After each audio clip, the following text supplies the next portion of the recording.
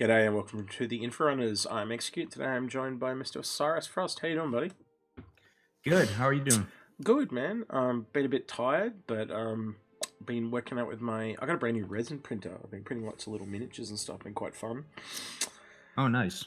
Yeah, so I'll talk to you about that after the show. Anyway, so today we're going to be doing Hammerhead. Can we fix it? I think this is our third one now along these lines, of looking at some really troubled ships, and this one for me in particular, actually it's probably not just for me, but at the time when this ship came out, I was like, wow, that sounds amazing, and I kind of jumped on this ship, and it was, at the time, it was the biggest ship I owned, and now I've kind of gone bigger than that again, but the more I work through this ship in my head, the more problems it has.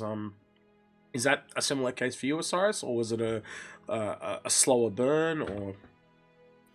Well, yeah, I was very interested in when the concept came out. I think it was what two Citizen Cons ago. So. Was that? Yeah, and, Citizen Con anniversary. They remembered that it had that accelerated development timeline because they were trying to get it in for Squadron 42 and all that. And I think that consequently, there were just a couple of corners that were cut that resulted in pretty big quality of life issues that we'll discuss in the episode. Yeah, I think it is very clear that this ship has some issues because it's in Squadron 42. It feels a little bit like a set piece for Squadron 42, and like the last episode we did on the Starfarer, that seemed to be designed for a floating SBS level. I think this, a main part of this ship, it feels like a set for a movie, and it feels like there's a lot in it that doesn't make sense. Anyway, how about you kick it off? And I know that you wanted to talk about this one first, so we'll start. We've got a little list here, guys, we're going to go through, so we'll start at the top and work our way down. So go for it, Osiris. Okay, so this is a ship like the Anvil Valkyrie that has some design flaws in that it's very easy to accidentally vent large portions of the ship if you open an airlock, and that's not something that is good. That you can remedy those by making airlocks double airlocks and sealing off sections of the ship from other areas with bulkheads and stuff like that. And I think that they just need to do another interior pass and kind of break up the interior geometry a little bit. Well, I'm not a military person, and I don't know much about... I know SEER and Marines, but when I think of spacecraft, I also think they're like a merging between submarines and ships. And when I say ships, I mean like aircraft, because you're working with the vacuum of space, which is like being underwater, but then you're also like, you've got to be able to go and fly in air as well as like fly in space. So I think it's a combination of two. And when I think of a military vessel, I do think of a submarine having those redundancies, like, so if something goes wrong, that they can seal off a section and just vent it into space. And hell, you look at things like Star Trek and that, they do that in those episodes. I think I'm trying to think of the movie. There was the one where Star Trek Generations, I think it was called, and they like Kirk is apparently dies by getting vented into space but he was actually like teleported or whisked away to somewhere else. But anyway, long story short, what I'm trying to get at is, like, yeah, I kind of agree. I think this, as far as I'm aware, there's only one double airlock at the front. The actual entire cargo bay does come out, but I also think that speaks to the fact that the cargo bay is probably not meant to open unless it is in an atmosphere.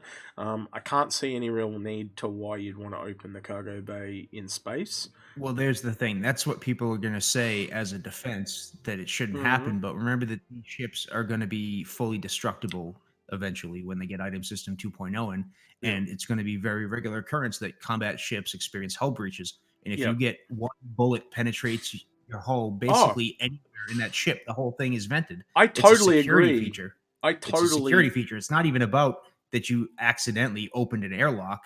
It's about you don't want to vent the ship because you got shot once.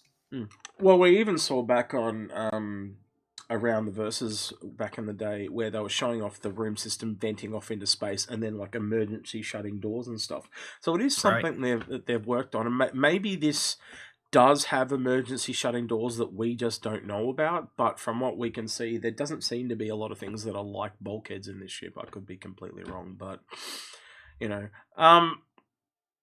I think it's probably not just this ship specifically that suffers from that, but I think it's fairly obvious in this ship, and I think it's because it's kind of a corridory ship. If you take another simpler ship, say like the Freelancer, that looks a lot more like it's got those door sections all the way along it, and it looks a lot more obvious. Yeah. No, I definitely agree with that one. It probably needs to be military redundancies added in. Is probably what I'd call that one. What's the next one on the list? Yeah, so this is probably my biggest one, actually, and this kind of goes back to what I was saying at the start of the show about the movie set idea. The whole front of the ship, from basically the airlock right back to the cabin's quarters, with the exception of the turrets and the cockpit, is a complete waste of space. So the hole in it, the two corridors that look at each other, like, what function does that solve? Like, why would you put a window in a ship that looks into space that just looks at another window when you could have it look into space? It makes no sense. And they're just two needless corridors that go forward to an airlock. You could literally put that cockpit back under the middle of the ship and chop the ship in half. There's just no functional purpose. And when we go on to other rooms, it makes even less sense, because there are rooms that are squished together, and then there's heaps of wasted space in another section of the ship. I even remember when we saw on Around the Verse, they talked about how they had to put a second deck in because there wasn't enough room to put the kitchen in. Yet then they've got all that wasted space at the front. That would have been a really good place for a mess. Place to put a mess. Makes no sense. Yeah. Very famously, this ship doesn't have anywhere for its complement of Marines to store their weapons. You could have put weapons racks of some sort of armoring. You know, there's plenty of things that you could do with that forward space, other than make a giant donut, which is what they did with it. And you could have modular, you could turn the front into like a small hangar bay for a fighter. You can turn it into like a Titan suit deployment center where it shoots little Titan suits out the bottom. You could do. I remember when we first talked basically about anything with it. When we first talked about the ship and the hole being there, I remember we theorized, it could be for some kind of small docking craft that goes off, like you ram a ship and it goes off and docks and helps, like, has Marines that actually board another ship. And that would have led to this ship, because they actually talk about the ship being a patrol craft. That would have been really cool if it had a patrol craft that docked with this as a mothership. That would have made a lot of sense to me. This ship really speaks of Squadron 42. They forward it for development. They've treated that front section like where they modeled on the inside. They said originally it was like, it was meant so you could, the Hammerhead was meant to be for ramming. I would bet some solid money that somewhere along the lines of Squadron 42, this ship actually rams another ship, and that does do that, and that there's some kind of fight sequence in that front section of the ship, and that's the whole reason the ship was made. It was made for a cinematic, and they're like, hey, we can sell that, put a rubber stamp on it, and push it out the door. But it just doesn't... It doesn't work. It's like, you can tell that it's been built for something in the front, and then everything's been stuffed in the back. It just doesn't feel polished and worked through, and it's kind of upsetting to me in that regard. What about you? I really like the patrol craft idea, and to me, one of the issues with the ship is it's got a little bit of schizophrenia going on, where they have berthings for all these Marines, and I can see. I know we talked about this a little bit before the show. You didn't agree with me, but I can see the potential in this ship as like sort of an advanced drop ship. Like you can fit a vehicle in it. It has Marines, and you can deploy out the back, and then you can loiter around the drop zone with those turrets. Or a patrol craft would be another way to deploy Marines out of it. But if it's just purely an anti-fighter ship, I don't know why you need to have places for Marines to stay on the ship. You know what I mean? That you only really need berthings for the crew members. I think they're really for the turret operators, because you've kind of got 6 turret operators. You pilot, co-pilot, and engineer, and that's 9 people, and that's exactly how many beds there are. Yeah. Look, and when I said I disagreed with you, I disagreed with it in its current state. I don't think it is actually a very good dropship in its current state. I think they've kind of want it to be, but I don't think you'd be dropping vehicles off on this because it would just be too slow, and it would be too vulnerable when it's on the ground. But I again, going back to what it could be, there's no reason it couldn't do that. If that functionality was added, again, half this ship is a waste of space. It is 2 corridors and 2 windows. It's like building, when you go to a really fine hotel and you open the blinds and it's a brick wall. It's that. Like, it's just, there's no view. Great. Awesome. Yeah. They could have put a mirror there and you could have seen your own face and it would have been more entertaining. It's just weird. And it took me a long time of walking through the ship to actually kind of understand. Like, I had to piece together why they'd done what they'd done, and it's now really clear to me that, for the reasons I said earlier, that this has been made for a cinematic. All right. Well, you mentioned those turret gunners too, and that relates to another point you were making about the day-to-day life on this ship. Oh yeah. All right. Well, let's talk about that one. So I think there is a bit of psychological analysis I put into this as well, and the roles that we were talking about earlier. So you've got your turret gunners, you've got your pilot, your co-pilot, and your engineer. Now, if you're an engineer or the pilot, you're pretty much going to want your best people always in those positions. So basically, other than the co-pilot, that's the only real position you can rotate people through. Now, if this is a patrol craft, that's akin to being a security guard. So basically, you're asking 6 people to constantly sit in turrets. Boring. Yeah, it doesn't bode well. I just don't see it happening. And if they're not in the turrets and the shit hits the fan, where are they going to be? Their bed or the mess hall? Like, it's going to take them too long to get action stations. It's just all wrought with things going wrong. Yes, it could be a craft that you just pick up and you go into a battle and it'll be fine. But if you're talking about day to day, this ship is going to be boring to be on. It's not going to be something like a miner where you're at least doing the mini game or something like that, or whatever that's going to be. It's going to be, I'm watching Black Space. Like, I just can't see the gameplay.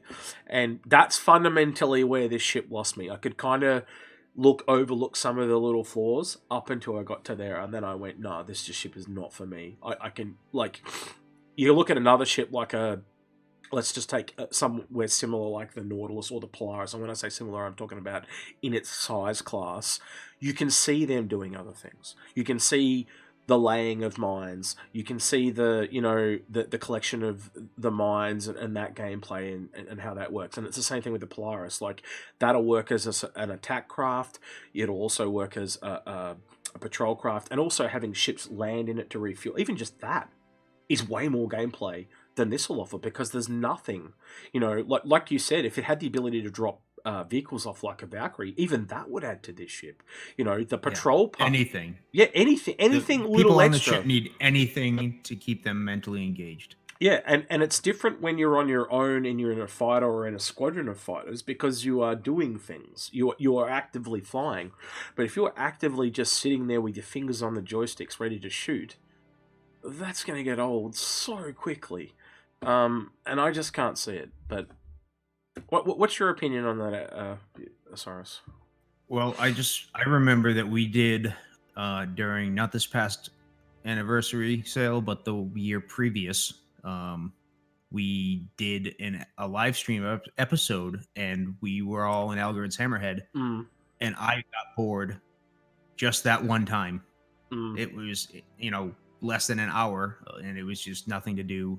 Obviously, turret gameplay is not in its final iteration yet, and that will come in time, and that will make turret gameplay more rewarding when there's something to shoot at. But you're right, like if the 99% of your time is spent staring into black space, there needs to be something else to do on the ship. There needs to be a basketball court or a place in a firing range, whatever. Like, it doesn't even have a pool table, does it? Like some of the others. No. So, yeah. I think you bring up a really important point there too about the turrets as well. This ship is mainly turret based, and because turrets are in a bad place right now, this ship is in a bad place right now. So that doesn't go in its favor either.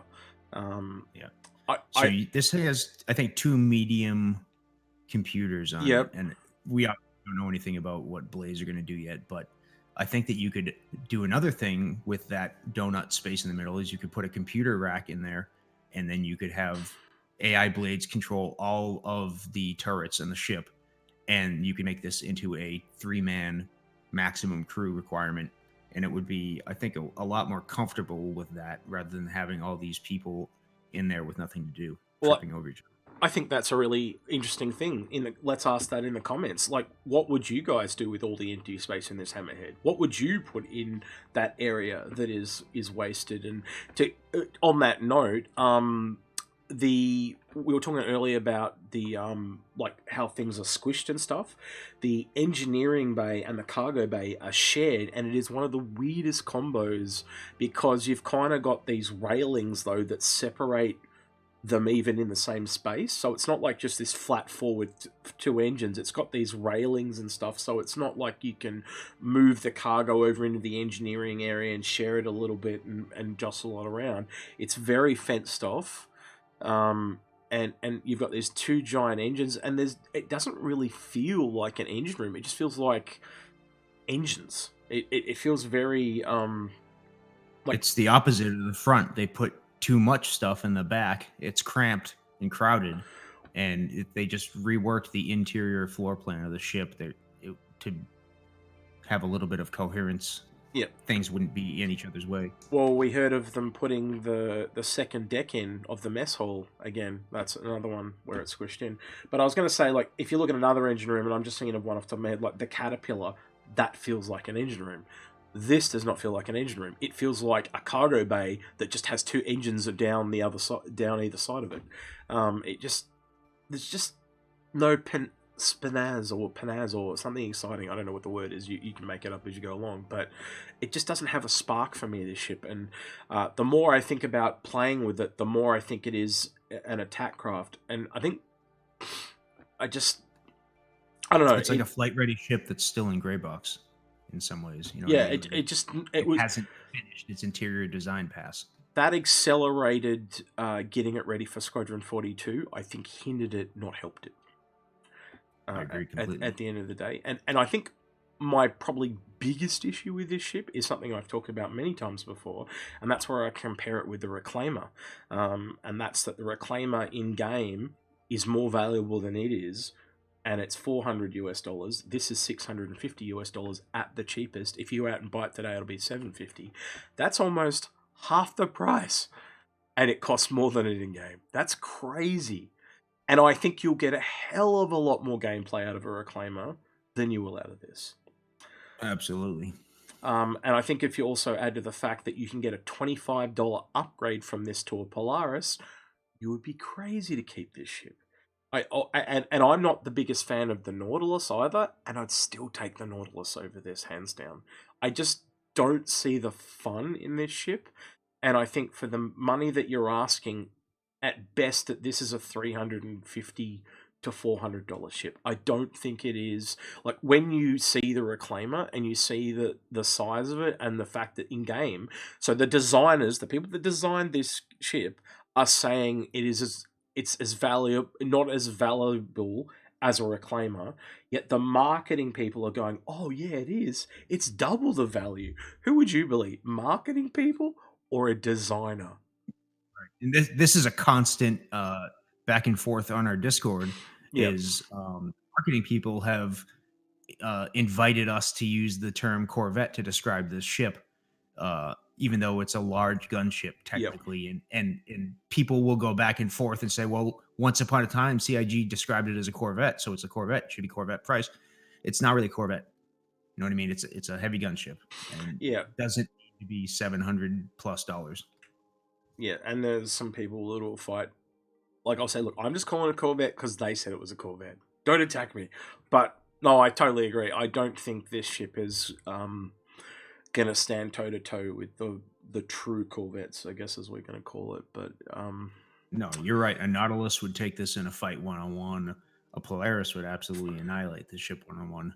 Yeah, just I actually would even like the other thing about this ship. Like everyone goes, oh, it's got 6 turrets, and they're as powerful as a constellation, but not all turrets can be brought to bear on the same ship, and you have to roll or position the ship to do so. So I think at best you could probably get 5 turrets, and if that target is moving, I think you'd be lucky to get better than 3.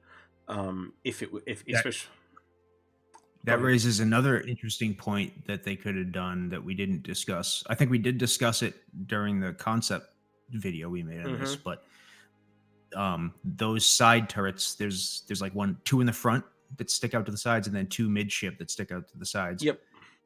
They have an equal stick out off the center line of the ship. If you took the middle ones and made them stick out further so that you could fire forward past the front turrets.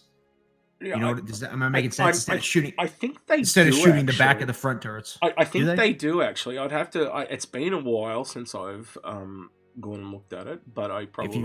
If you rotate them fully forward, you could be right, but I think that they shoot. Well, I don't even think it necessarily just needs to be the range. I'd even have the height elevation difference. So, like, maybe the back ones are higher and the front ones are lower. There's multiple things that they could do. But if your only thing you're bringing to the party is turrets, then you're kneecapping yourself. Well, if you're limiting, it's got the missiles. Firing arc of those turrets. It's got missiles, but again, it does have a couple. This ship screams anti-fighter. And then when the Nautilus comes along and it's got those mines that are really targeting fighter-sized ships, and it's got mobile turrets it can drop, you kind of start to question the role of this ship. I really think the Aegis Nautilus really stood on its own ship. It's kind of strange. But yeah, if I had one of these and I didn't like the Polaris, then I'd probably go to a Nautilus. I'm just not happy where it is, and I hope it does get a rework, because it really does need it. And it yeah, I know if Algrid was here, he would be tearing the ship apart right now, but anyway. Is there anything else you want to add? I think we can kind of wrap it up there. I've kind of said my part. What about you? Yeah, no, I think that we did a pretty thorough job here. It's like 80% of the way done, but like I said, it's not a finished ship. It's like they got halfway through the ship and then just went, yeah, we're gonna have this set piece here now, so you got to put all the good stuff in the back. So yeah. So let us know in the comments your thoughts on this ship, the things that you would change with this ship, especially that section at the front that we've talked about. Does it feel like it's for a cinematic for you guys, especially with the special wall lining that's got all those suspension stuff on it? Like, it really screams cinematic to me, like it's a set piece. The corridors that look at each other that make no logistical sense, and they've got hardly anything in there. I think there might be some lockers or something, and that's about it. It's really weird. Not to mention all the extra tunnels to get to or corridors, I should say, to get to the turrets themselves. Is kind of rather bizarre. It's like they dropped 6 turrets and then just connected them with corridors, and then yeah, that'll do. It's really quite strange. Everything feels very rushed and haphazard. If you like what we do here, consider subscribing and ringing that notification bell. Also consider Patreon. We've got a few people on there now, which has been really, really good. We've had a few calls for merchandise, as we've had over the years, but we'd have to see how many people wanted and what they wanted, and what shirts or jumpers or snow globes or whatever they are as well. So let us know if you're interested in any of that stuff as well. But I just don't see it. Like, I can't. Has anybody really asked you for a snow globe? No, I'm joking. But like what merch would you want to see? And I'm not a merch person. I've never been like this self-pandering promotion person. So seeing people walking around with Inforunners shirts on, to me, I find a little bit complexing. I don't understand why people would want to wear that stuff. But okay, I would wear an Inforunners shirt. Yeah, but you're an Inforunner. And if you would wear an Inforunners shirt, tell us about it in the comments below this video. Yeah, I'd be interested to know if you're interested in that stuff, but we'll see. He's been Osiris, I've been Execute, and we'll catch you guys next time. See you later.